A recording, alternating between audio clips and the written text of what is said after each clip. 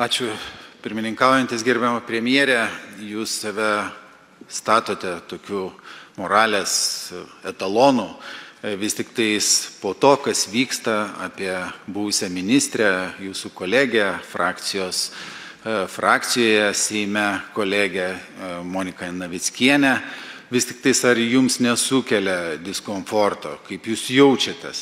Ar nemanote, kad vis tik tais metama šešėlis, kaip sakyti, ir jums, jūs elgiatės, kol kas niekaip nesielgiat. Ta prasme, neišsakote pozicijos, jūs tiesiog atsiribojat, ne va tai čia ne jūsų daržas, ne jūsų pupos.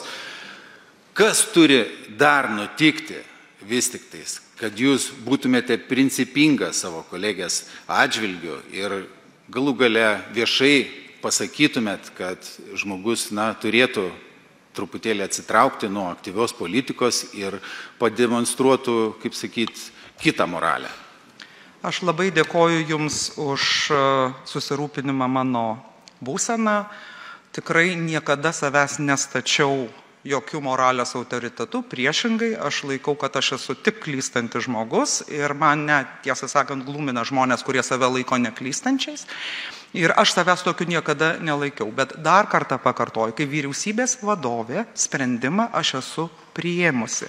Ta sprendimą aš esu priėmusi nepaisant to, kad jokių ikiteisminių tyrimų ar kažkokių kitų tyrimų ministrės atžvilgių nebuvo priimta, buvo įvertintas ministrės poelgis, privatus poelgis, mano supratimu netinkamas poelgis, aš jį įvertinau tenkindama ministrės atsistatydinimo prašymą.